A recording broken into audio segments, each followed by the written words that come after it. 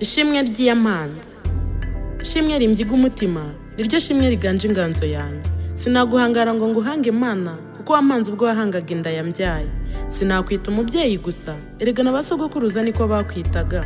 Mana wewe wahanze ibyo duhanze amaso byose, rero nyemerera uwo wahanze ngushimire mu nganzo. Aho mpanze amaso hose, nukuri mbona waruhari. Utuje utekanye urarema, mu byo waremye byose wongeramo umuntu. Nuko uruhererekane rwantumye ahamana. Data yambwiye ati uyimbwirire ngo warakoze kumugira umuntu. Inshuti nazo ziti Mana warakoze kuzigira abantu.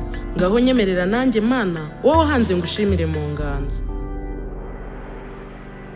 Sinagutera imitoma, Mana ndabizi sinabona igukwiye.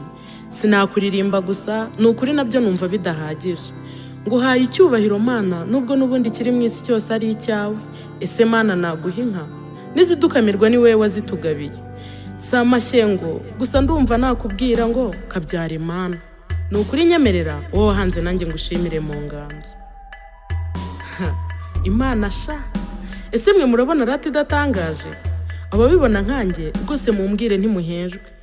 Imana irema igihangange nka Goliyati, ikarema na Dawidi wo kugihangura, kugira ngo abazabyumva twese dushire ubwoba bw'ibyo tubona.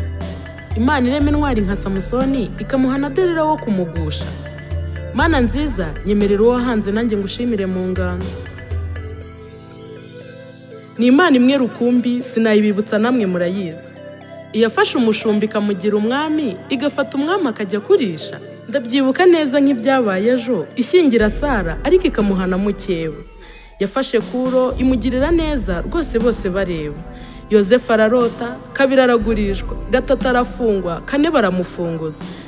Yewe data wa twese we, nyemerera uwo wahanze nanjye ngushimire mu nganzo. Abenshi barakwanditse, abandi barakuririmba. Bavuze ibitangaza, bavuga gukomera kwawe.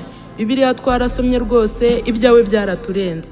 Nanjye Mana data wa twese, ngiyi inganzo iganje ibyawe, igamije kugushima kubwa byose wakoze Mana. Ngaho nyemerera uwo wahanze ngushimire mu nganzo. Dawe ngushimiye ko wampaye data mwiza kandi ukubaha. Ndetse akenge yanganirije aho wadukuye, numva uri intwari ye. Nibwo nakuze ngukunda, nizera ko ushoboye byose. Kandi rwose Mana nubu ntacyo nagushinze, kuko nanjye ndi ubuhamya bugenda. Nongeye kukuragiza data, nukuri Imana uzamumpera ijuru. Nubu nyemerera uwo wahanze ngushimire mu nganzo. Nubu ndongeye ngushimiye byimazeyo, Mana warakoze. Nabonye aho umubyeyi asiga umwana, ariko wowe ntusiga uwo waremye. Waratureze turakura, kandi uduha byose umwana akenera. Yewe njye mbona ahubwo waratugize babucura bawe. Waduhishe byinshi, dutwikirwa nawe. Abana ba papa, turagushimiye. Twemerere Mana abo wahanze tugushimire mu nganzo. Si ibyo gusa Mana, kuko nawe urabizi ni byinshi. Wampaye urugo, unyereka uwo watwaye urubavu kandemo. Yabikoze neza, rwose Mana numva nubu muri ideni. Uzanyemerere n'ubundi ndabizi nunyima, nta mubyeyi wima umwana. Umundindire, ntumukunde kundusha Mana ndagusabye. Unyemerere nibi, uwo wahanze mbigushimire mu nganzo.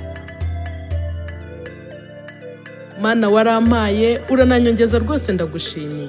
Niyo mpamvu nanjye mbyutse nkuratana nagushima. Ndabizi uburabizi ko wabaye sogokuru w'abana wampaye. Ibyari bikomeye warabyoroheje, ibyari imisonga wabihinduye impundu. Amashimwe ataha iwanjye, ubu nanjye nitwa umubyeyi. Ngaho nyemerera Mana kubw'ibyo ngushimire mu nganzo.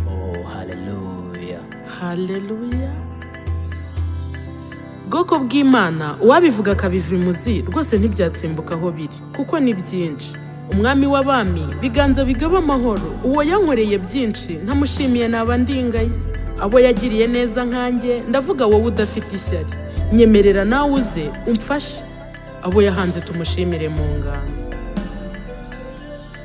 Nkurase data mwiza, bugakira bugacya Mana nawe uranzi.